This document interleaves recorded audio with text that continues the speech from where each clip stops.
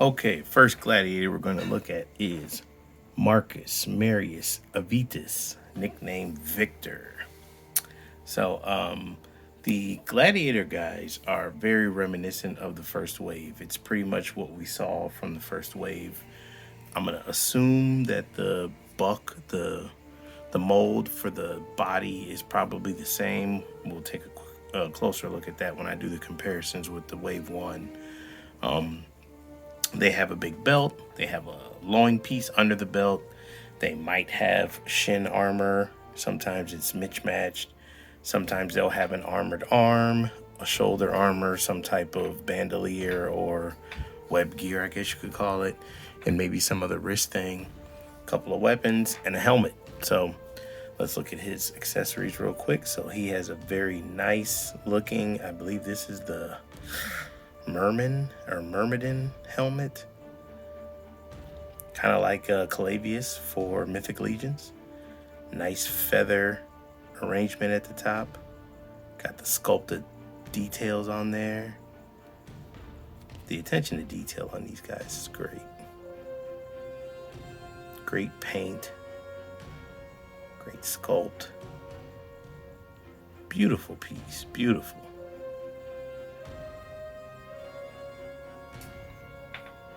He has one large sword.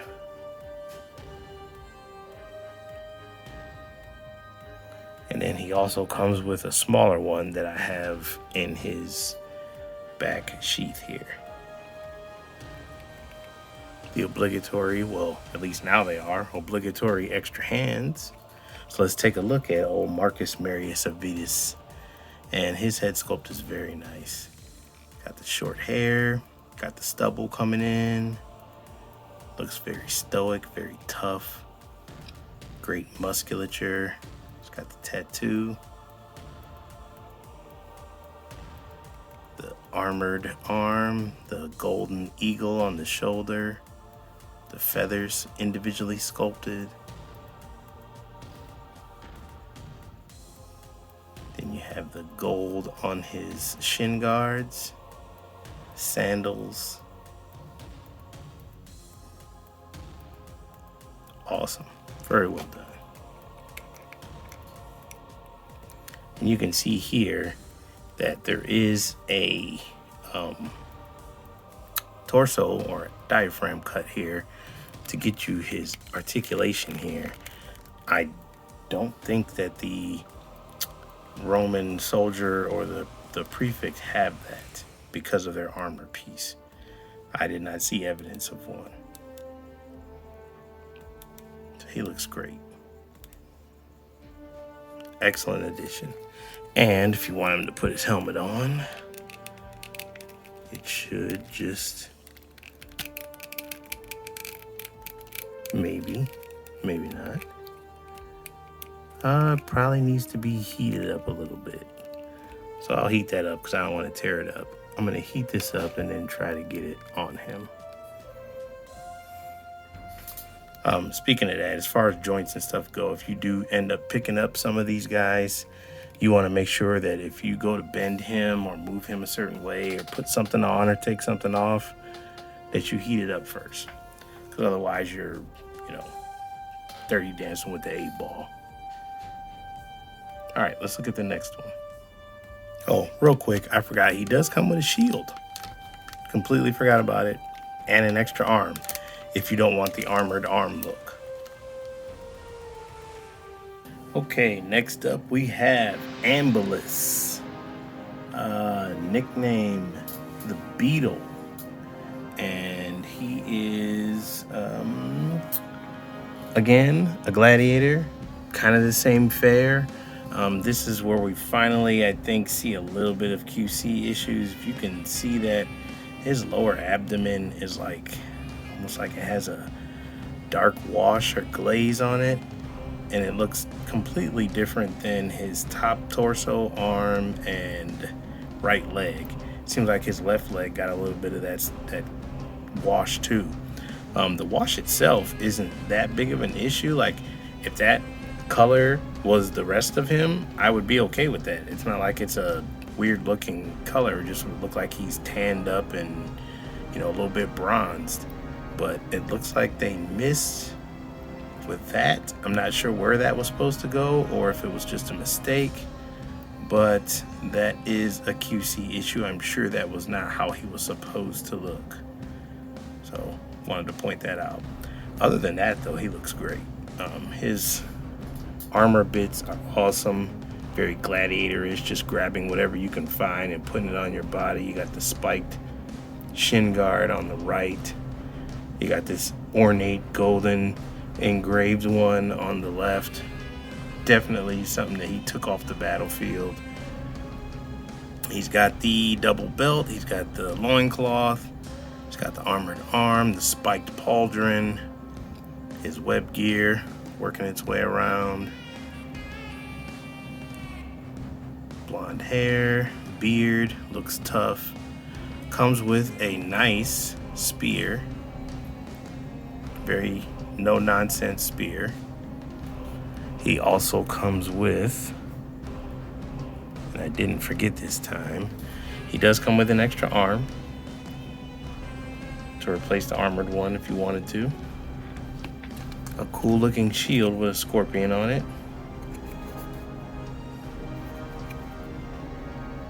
Very well done. Cracked and cut up. The 4 hands. And then he also has a helmet. And his helmet is made of a softer rubber, so it actually goes on very easily. So to get his helmet on, it's not hard at all. And he looks cool with that helmet on. That's a righteous look. So other than the abdomen glaze, I don't even know what to call that. Excellent. All right, so last but certainly not least, because this is my favorite gladiator of the bunch. I really do love that Praetorian Prefect, though. It's a toss-up between this guy and the Roman general, but this dude is spectacular looking. This is Solomon, nicknamed the Squasher. I mean, what can I say?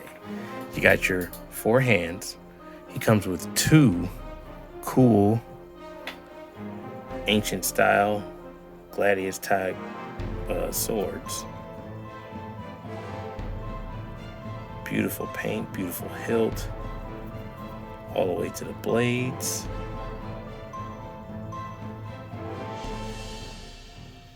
Awesome. This wicked spiked mace with the gold, the silver, and the brown, and a little bit more gold at the bottom. I mean, this is a badass weapon.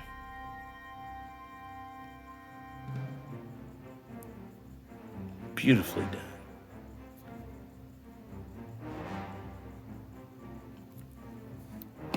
Then this is the one that people were like, holy shit, I need that helmet. This is it's almost like an Aztec.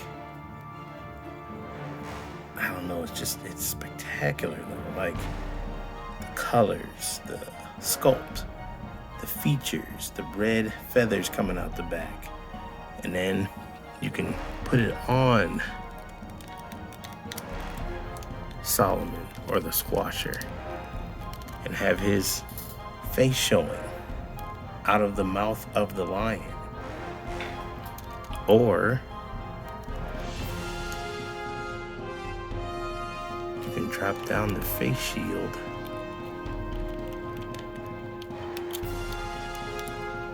and he can wear it like that.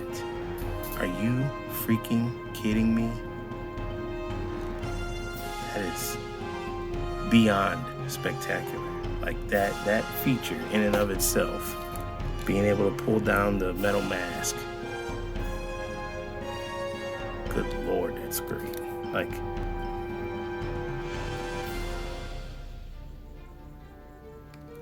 oh, beautiful. This is straight up eye candy. So looking at the rest of him with his spectacular regalia on, he has a lion shoulder pad or shoulder pauldron here. He's got the wrist. He's got the lion on his belt. He's got a bandolier, another pauldron here. Kind of a generic, maybe a picked up off the battlefield wristband there. He's got the purple loincloth. And then he's got matching shin guards that have the lions on them. And then the purple wraps. He is very regal, almost, to be a gladiator. And then one more thing too, he's got places to put both of the swords. So you tell me that dude is not badass. Awesome. Absolutely awesome. All right, real quick, I just want to run through articulation because I don't think that I've done that in depth yet. So with these guys, you get I'm going to say it's a dumbbell joint inside the neck attaching to the head. You get a little bit of tilt. You get a little bit of back. This dude's back is restricted by his long mullet. You get a little bit of down. And then obviously you can turn. Shoulders are on a ball joint in there. So you get twist here that works just like a bicep swivel, but doesn't break up the sculpt. Only a single jointed elbow, but it does get to 90. A ball joint here at the wrist, which gives you a lot of freedom of movement. The diaphragm joint, which we talked about earlier, when it's, available, it works out pretty good. Then if you look at his legs, they can go out pretty far depending on the skirt. They probably can go out further. As you can see, there's a bit of a ball joint inside of there. And you get a double knee, but because of the musculature and the boots and stuff, they don't go too far, but you do get a double. At the ankle, you are looking at, let's see here, is there a boot cut? It might be a little bit, get a little bit of twist there. You get a pivot, you get back, you get forward. And I want to say that's everything. And as far as, this goes, you can go all the way around. So, articulation, for the most part, is on par with, most people that are into this line are probably also into stuff like Mythic Legions and things like that. Their articulation setup is similar. It's not the same. These guys have a little bit more articulation. But yeah, size-wise and stuff, they're very similar. They work well with each other. All right, quick size comparisons here. Here we have everyone from Wave 2. You got the Praetorian Prefect, you have the 3 Gladiators, and then you have the Praetorian Guard, and they are looking great together. Okay, so here we got the Squasher and the Praetorian Prefect with an Equidron from the Mythic Legions line. This is an ogre-sized figure. And then this is one of the XesRay Wave 1 Fight for Glory figures. And he's been customized a little bit. He has a cloth goods cape that I put on him because I made him like a Spartan. He kind of reminded me of Leonidas. But yeah, so there they are with them. Here we are with a couple of Mythic Legions. We have a Templar with a custom head, and then we have another custom Mythic Legions figure that I made. Has a different helmet on, but these are 1.0 bodies. Can't do Gladiators without including Atlas the Conqueror and Calabius from Mythic Legions. Then we got some 2.0 body here with Gadriel. And then we got a dwarf, both of them Mythic Legions as well. So here we have another custom Mythic Legions figure. That's a 1.0 body. And then we have Hyena, who has been heavily customized. That is a cape that I made, some armor that I found from different characters. I put this little blade in for a hand instead of a regular hand. I was experimenting with making him into something else. So final thoughts and then we'll get up out of here.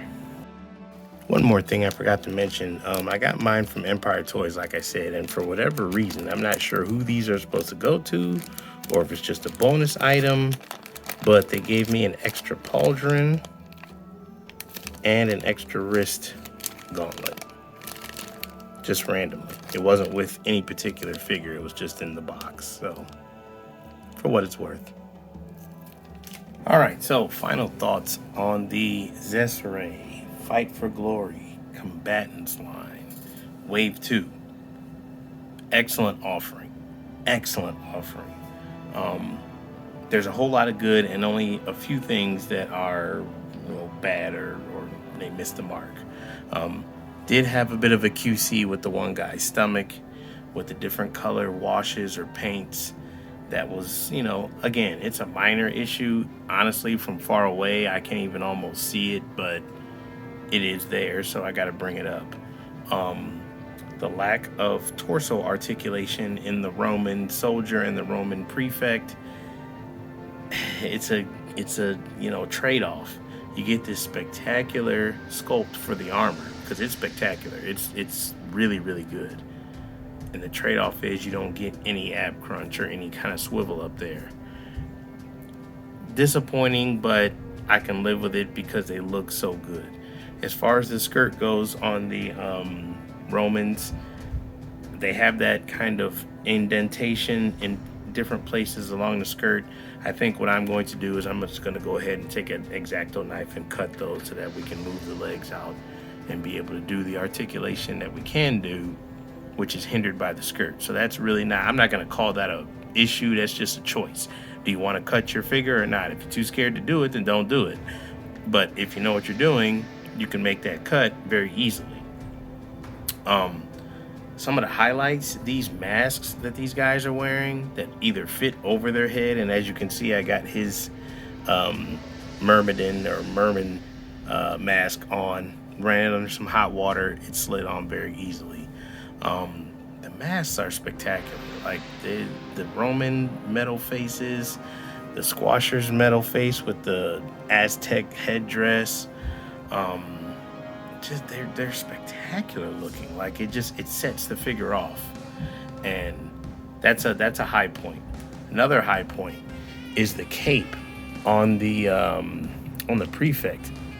I don't know if I'm stressing this enough, but this cape is great. It lays on his back perfectly. It is cut and stitched perfectly so that it actually looks like one of the Roman capes. I would say Mythic Legions, if you're watching out there, 4 Horsemen, this is how your cape should be, because it's very hard to get me to say anything bad about Mythic Legions because I love the line, but their capes are a bit suspect. They just are. This cape is light years beyond Mythic Legions capes. Just saying. Again, I'm not disparaging Mythic Legions, but they need to take note. This is how your cape should be. All right. Time for a good news, bad news scenario. The good news is that I would recommend these to anyone who is looking for this genre of figure. This is great, good investment. Bad news is they seem to be sold out nearly everywhere. I got mine from Empire Toys and they're sold out. Big Bad Toy Store is sold out, although you can get the first wave from Big Bad Toy Store on pre-order. I assume that there'll be a restock at some point, but I don't know that for sure. So you just have to keep looking. They are available, obviously, on Evil Bay, but you're gonna pay at least double. The listings I saw were about $100, so that's about a little over double. It is what it is. When you're late, you gotta pay the late tax. All right. Like, comment, subscribe. Later.